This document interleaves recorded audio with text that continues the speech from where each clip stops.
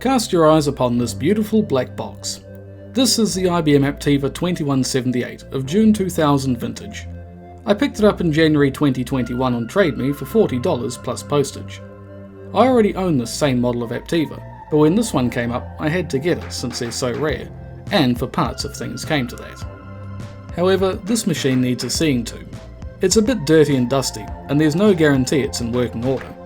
The seller said that it powered on, but without a hard drive there's no way to test it. Until today, that is. Let's begin by removing the cover and seeing what we're working with.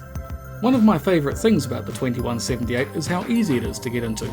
Just take the 3 screws on the back out, lift the cover, and you're in. It sounds simple enough, but I've got a few computers that really don't want you poking around inside them. Yeah, you. Yes, I see. I can state with almost complete certainty that I believe this to be a computer.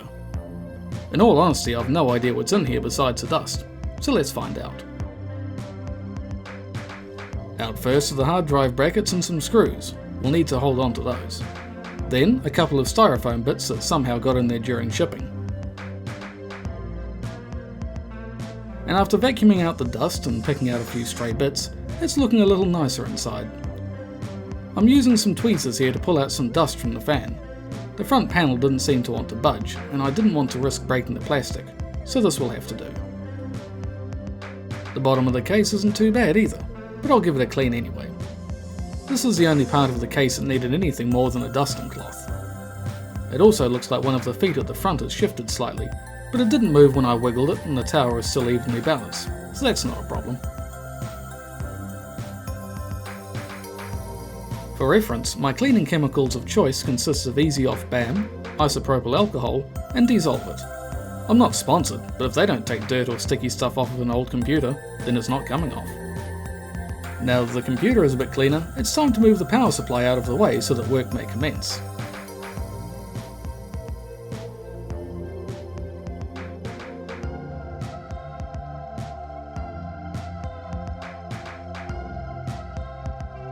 Before doing any upgrade work, be sure to have the relevant reading material at hand.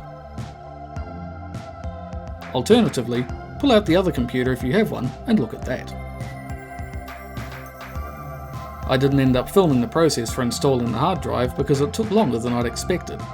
I've not worked with brackets like these before, so I had to study how it worked, get a drive from my parts drawer, and then try and find a 4th screw because only 3 came out of the tower.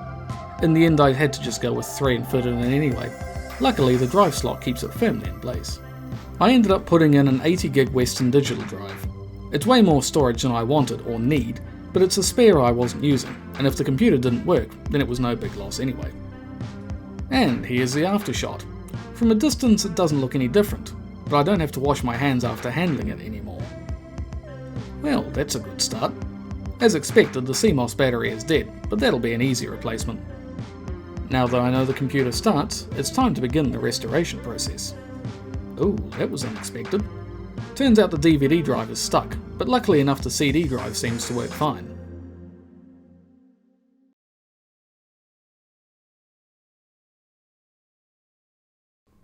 Before wiping the drive and restoring the machine to its original state, I decided to use the diagnostic tools on the disk to find out what's inside.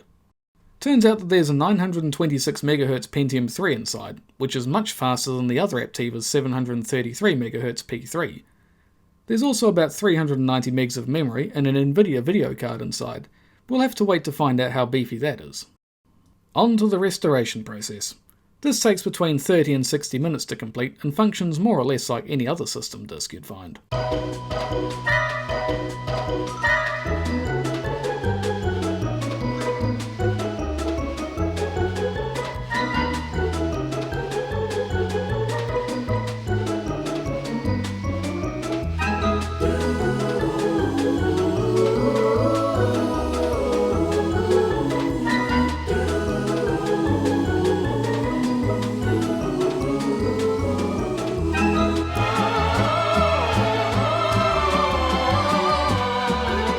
After a few restarts, it's time for some IBM speed dating.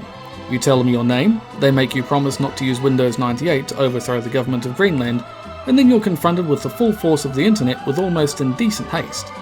IBM thought of everything, They even want to be your ISP. You're then presented with a participation trophy and then pushed out the door. You're on your own now, sunshine. There are a few last-minute housekeeping chores, like assigning your CD drive the letter G for whatever reason, and then after one final restart,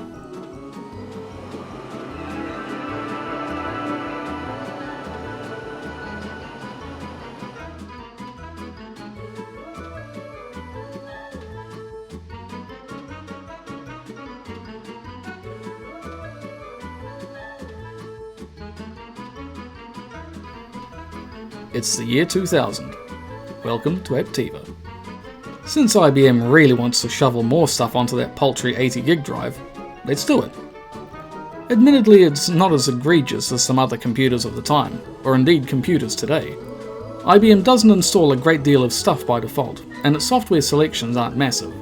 There's some basic internet functionality, some PC tools, Aptiva branded window dressing, and curiously enough, the program that lets you burn CDs. You see, Windows 98 can't burn CDs on its own, and IBM doesn't set the CDRW drive up for you during the install. Hell, they don't even tell you about it. So if you want to commit your Napster collection to CDs, you're going to need to use that program.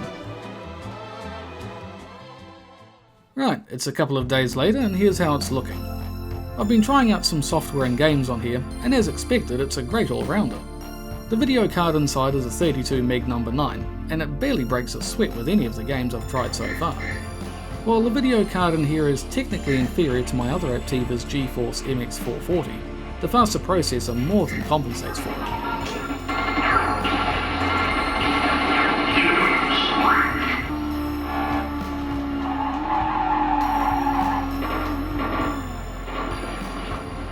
I doubt that anyone would use Windows Media Player 7 as a serious benchmark, but the visualizations look so much smoother on here, and for me, that's a bonus. There's still a little bit of work to do with this machine. I managed to unstick the DVD drive tray by gently pulling it and then opening and closing it several times, but it's not reading discs and it makes a quite squeaking noise when there's a disc inside. The floppy drive could also do with a lubrication since it makes some sort of loud grinding noise when the computer starts up. Some extra RAM probably wouldn't go amiss, but I don't see a need to upgrade it too much past that. Part of the reason I wanted to get this machine up and running again is because I plan to start work soon on a more thorough look at the 2178.